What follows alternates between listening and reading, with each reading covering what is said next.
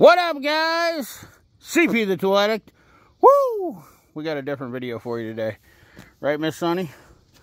We're going to talk about my dirty old truck. No, just kidding. Actually, we got something a little bit different on the agenda. Yeah, I keep a lot of crap in my truck, so we're going to get into some maintenance stuff, but I thought I'd share something with you I haven't done before or showed on my channel. And we're going to get into this video and check it out, so stick around. Do a little will it run, so to speak.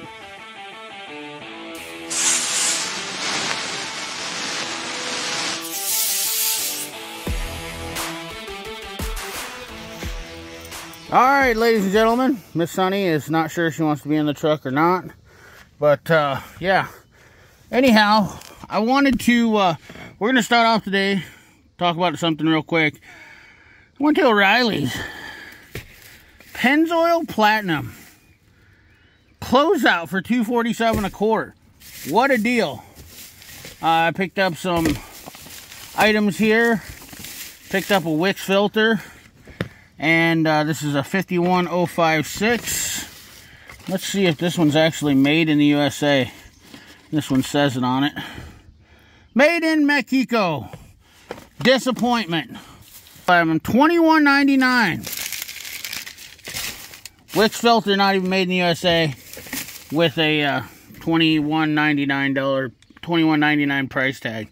Pretty disappointed, but alright, ladies and gentlemen, so here it is. I have myself a 2017 Cub Cadet XT2. I picked up a new lawnmower. I got rid of my old Simplicity zero turn because, quite frankly, I'm tired of a zero turn. I want to have one hand on the wheel, one hand on a beer when I'm driving in my yard, which I don't drink that much, but just in case I ever wanted to have a beer while I was mowing my yard. I feel like that's a pretty American thing to do. So this is a XT2 with a fabricated deck. Not the most high-end machine, so nothing really crazy. It has a 7000 series 24 horse Kohler. We got all the information, oil filter, all that stuff, which is pretty nice. I like about that. I got this for a pretty good deal, to be honest with you.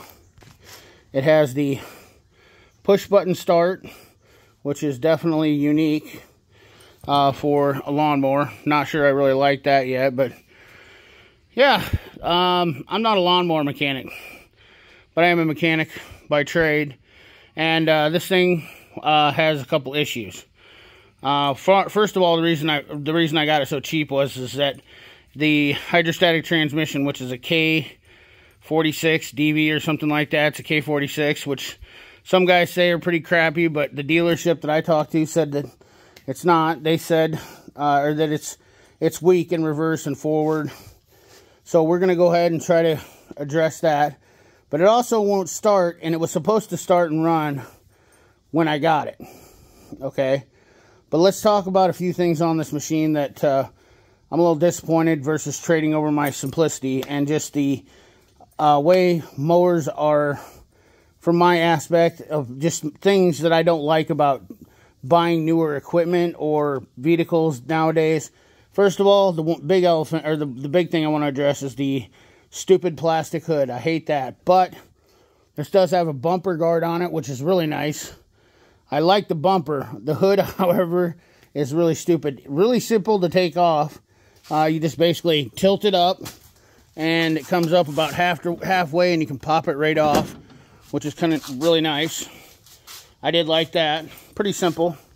The foot pedals are decent. The forward pedal is nice. The backup pedal, I don't know if I really love that.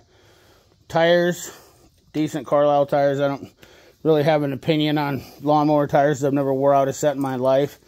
This thing only has 300 hours on it. Let's see if I can get this thing. So it's at 12. It shows your voltage on startup, and it has 295 hours. And also, there's something that I wanted to share with people, is when you go to start these things, see where it says BR? I like the fact that this tells you when one of your safety options isn't working. So that's going to come into play here in the factory, I think. So anyways, I drove down to Missouri to buy this from a mower mechanic, so to speak. And when I got down there after driving for 3 hours, he basically said, I can't get it to start. So I was extremely upset. The transaxle in this to replace is, cost for the transaxle is about $800, and then plus your time and labor to replace it. So buying this machine on Facebook Marketplace for cheap, and then knowing that you're going to already have to stick $1,000 into it, it's kind of frustrating. So a little tip on Facebook Marketplace we're going to get into. Like I said, this video is going to be a little bit different. If you're buying and selling anything on Facebook Marketplace, there's two things that you need to do. If you are a buyer, make sure you have the money before you even ask questions or message somebody on Marketplace. Because making sure that you have the money before you even try to make a transaction or mess with somebody or even interrupt their time, that's the important thing, okay? So that way you're ready to buy and you're not playing games, because Facebook Marketplace has so much spam and so many people that are like, there's a phrase we coined years ago called Craigslist Dreamers, and Facebook Marketplace has that same thing. So it's very good to have etiquette to, one, be ready to buy. If you're interested in buying and you're a serious buyer, make sure that you have the money and you have some questions in mind you want to ask, and you're a serious buyer and you're willing to come look at it. That's one. That's the one thing you need to know as a buyer. If you're a seller, make sure whatever you're selling holds up to the description that you gave. One being the fact that if it runs and drives, make sure that when the guy comes, especially if they're coming from 3 hours, that the mower starts and runs. And if you call yourself a professional mower technician, that you can operate that instead of when you get there screaming and cussing and saying, oh, I hate this push button start. Because when in fact you don't know how to operate the machine, that's the big deal. Okay, now I'm not trying to be negative here, so please keep in mind I'm just trying to help people out that are buying and selling on Facebook Marketplace, you know. So, all right, enough of that jazz. Let's get into the machine itself. Okay, so this machine would not start when I got it, okay? Now we'll just walk around here real quick and show you a couple things. There's the fabricated deck you can see on this side. This has an Aero 46-inch deck, which the deck is about the only thing on this machine that's really nice, to be honest with you. I do like the gas fill too, being right there on the side. Simple throttle control, simple brake lock. The seat's pretty decent. Nothing really too much to brag about the machine. It's just a basic residential mower. However, like I said, when I got there, this thing's sitting here and the guy couldn't get it to start. Well, after me bringing it home and messing with it, I found out there was one issue. The seat sensor in this wasn't working, and how I found out it wasn't working, I'll show you. As you can see, I have the seat sensor zip tied right now. We're going to unplug it. And the gentleman was trying to jump start or trying to hotwire the mower. One thing I do not like is when people do things crappy. Well, what I did find out about this little push button start, it's actually a little bit nicer than a key start. So when you hold that button down a second and a half, you see that little flash that comes up there? It says seat. What that means is the seat sensor wasn't engaged. And after looking all over YouTube, I couldn't find anything to diagnose why that wasn't working. But if your PTO is engaged, it will not start. The brake's not engaged, it will not start. Your seat sensor is not engaged, it won't start. The seat sensor was kind of popped out of the seat, and that's why it wasn't start. When I showed up, the gentleman was trying to hotwire the starter, and I said, if you sit there and try to hotwire the starter, I'm going back home. Because I don't want you burning up anything. I said, that's not the right way to do it. I said, you should have had a test light out here.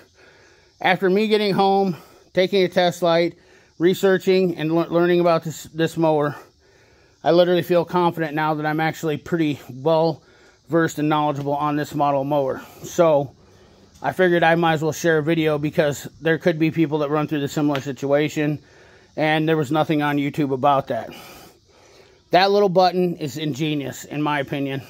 for somebody that gets this mower and they're really confused about how the push button works, like I was, the fact of the matter that it actually says it when you hold the button, that it tells you the seat or the PTO or the brake isn't engaged, to pay attention to that, because that is invaluable in making sure that your engine starts, obviously. So with that being said, I know it's about 10 minutes into the video, but let's get into adding some fluid or checking the transaxle on this and seeing if this will. Now, I've already ran this, and I guess I don't know if you guys wanted to see this running, but it does, once it warms up, the pump starts to whine a little bit, and it doesn't have power. But let's start up, and I'll show you how it runs now after I got it running. Oh, and keep in mind, I do have a new seat sensor ordered. It's going to be longer, because something's not working where it's not completely engaging, so the seat sensor is obviously bad. But we're just going to start this up real quick. You hold it in for a second. Boom, shakalaka. Nice and easy. Will it run? Yes, it runs. Very nice, decently quiet. I'm super satisfied. You push the button, you shut it off. Just like that. So now we're going to take the battery out, and we're going to check the transmission fluid. Oh, and I forgot to mention, I cleaned up the battery terminals and did do a test on the battery. And the battery does need to be replaced. It's about 61%. We used the battery charger. In fact, let me show you the slip. What the heck. Let's just hook up the old battery tester and show you in real time. You know, so we're just going to hook up the negative to the negative, positive to the positive. And I cleaned up the terminals and everything before I did anything. We got the power on here. Let me turn the light off on this so we don't get some glare. Alright, so we got a battery test. We got a battery test. And we're going to hit enter. We're going to hit AGM, cold cranking amps. And this is a 350 cold cranking amp battery. We're going to hit enter and we're going to test it.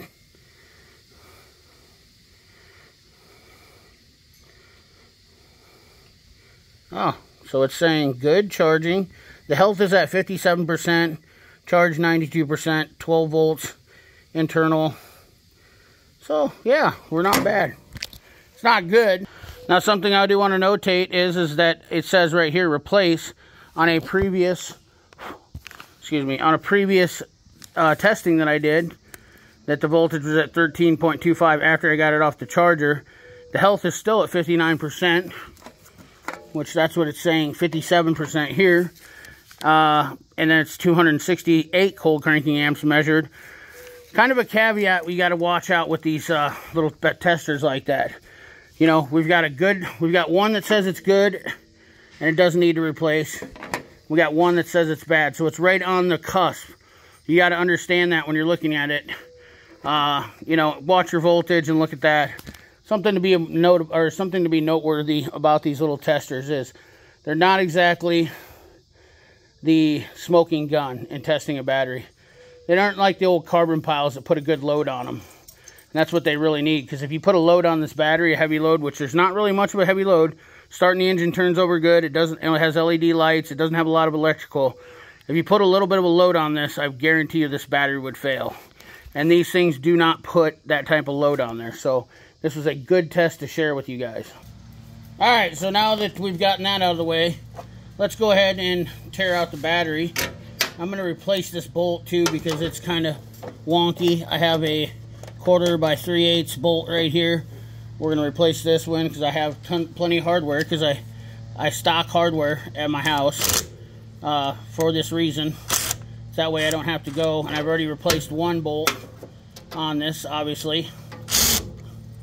For that reason, because I don't like going to the hardware store for just a simple bolt. You know, that's just keeping a little bit of hardware on hand, invaluable. Alright, we pulled the battery out, but I'm not liking what I'm seeing.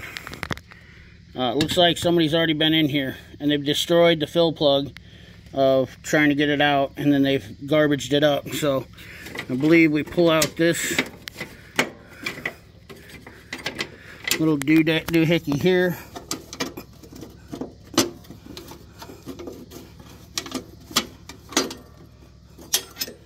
Pull out this bar right here. some good access. We're gonna pull that fill plug. I think we might be in for a transmission swap. So a lot of guys say get a pick and get underneath there and pick that out, but you can see what they do when people don't know what they're doing. They pick that out, so that cap is trashed. Once again, a little bit of hackery. And I'm not really satisfied because we are full of transmission fluid. We've got one other thing to do. That thing is plumb full. You can see it right there. So obviously fluid is not the problem, which is not good. So next thing we can do, we can try to purge the system of air and see if that will fix it. After that, we're pretty much stuck on replacing the whole transmission, which is a little bit more than I was anticipating. But buying something on Facebook Marketplace, you know, this mower sells used on Facebook Marketplace for around $1,500 to $2,000. It retails new for $3,300. You know, if you were to buy this machine and somebody was bamboozling you and it wasn't working, you know, always test these things before you buy them. Drive it for a good 10 minutes at least, and that way you can tell if the hydro is working, which I'm not an expert, keep in mind, but this is what I've learned from this, that this transmission's weak in this. You know, they could have put the wrong fluid in this and destroyed it even more further. The pump could be going out. A rebuild kit's $400. So yeah, we're gonna have to explore that. But let's try to purge it. There's a way you can purge this by putting the neutral safety in. So you pull your neutral axle release out, whatever that thing's called, and then you turn the mower on. You run the pump forward for about 10 seconds. Reverse for about 10 seconds, and you do that a couple times and try to purge the air out of it. So let's put this all back together and see if we can do that and get it to work. And if that doesn't work, then the next video you guys are going to see is going to be probably of this, getting a new transmission, rebuilt transmission, or you might not see anything on it because I might just sell it and let somebody else deal with it and find another mower, because I got to weigh my options. I've got about 650 bucks in this machine, and it might be just a parts machine, and I lost out. You know, I missed on it. It is what it is. You know, if I can recuperate the $500 that I paid for it, then, which I would think the engine would be worth that, then I'll be satisfied. But if it's going to be $1,500 to put an axle in, it's obviously not worth the money, because this mower is not worth $2,000. So it's a problem with this new equipment. It's garbage. So put it back together and see if we can get it purged and make a deal of it.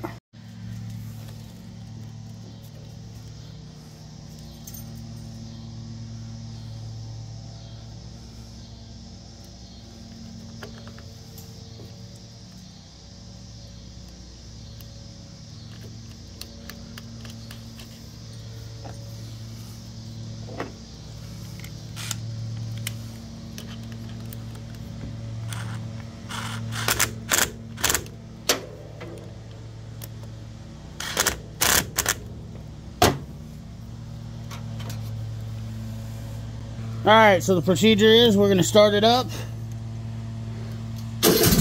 Full throttle, forward 10 seconds, reverse 10 seconds.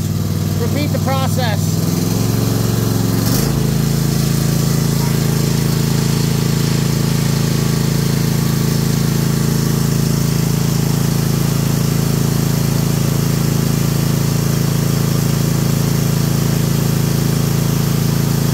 Alright, let's jump on this thing and see if it works. God willing. Maybe that's all it was it had air in it and was needed purging. Well, it seems to be going backwards good. Got to warm up though before it starts to really show its teeth.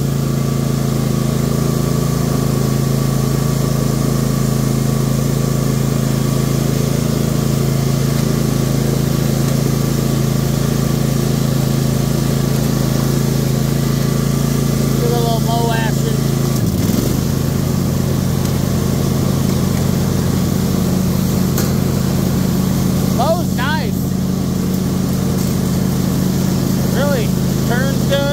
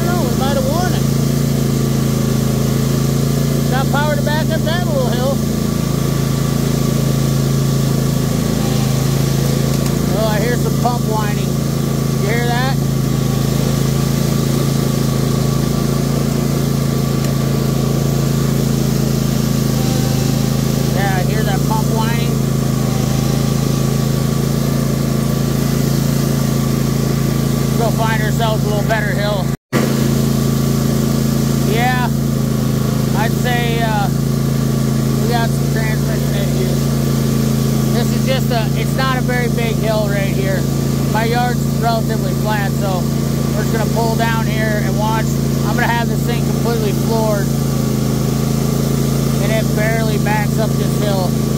I got this thing stomped, and it's barely pulling it. So,